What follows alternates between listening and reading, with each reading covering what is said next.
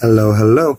Okay, so here's the deal. I really don't like part 5 of Cup of Joe, and I need to rewrite like half of it. But I'm going to do that tonight and record a poem still for, the Cup of Joe will come out, but probably not for a day or two.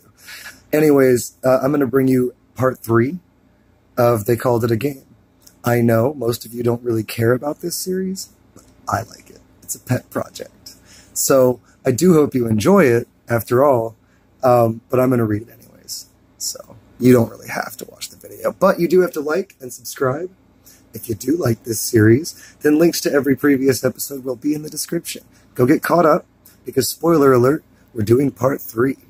And here we go. The days had grown long early that year, and the weather was a bitter cold at almost all hours. Fortunately for our camps, the micromanaging sorts had already gathered together several shelters and sets of gear that offered massive protection from the cold.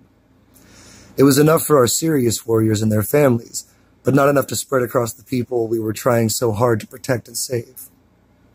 The numbers out here of experienced players were rather large at the onset of all of this, but they were mostly wiped out in the early raids on this tremendous beast. Those that survived were either driven mad at the gruesome sights they had seen, and were relegated to sorting duties in the food stocks, or had joined in the front of the ranks, teaching the others among them what they had learned in their encounters.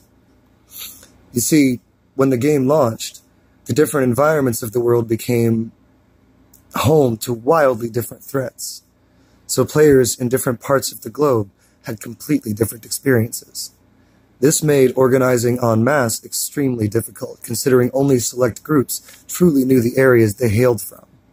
And even then, it had been less than a year since launch, so there were still billions of secrets yet to unfold. No one could really know, on any tangible level, where things might go in the coming years. If we had known, we may have been better prepared.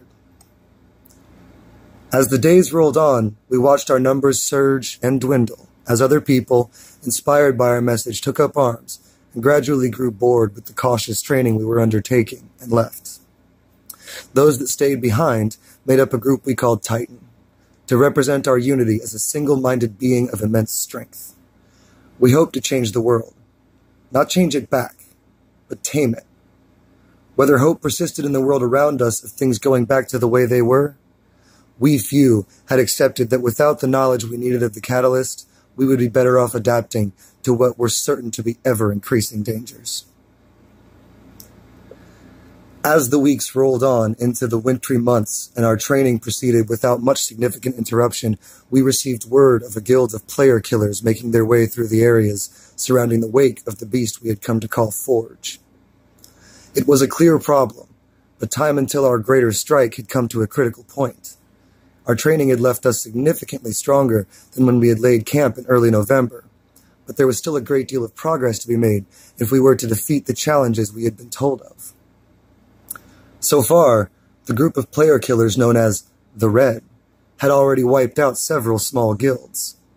This represented hundreds of losses in our upcoming conflict.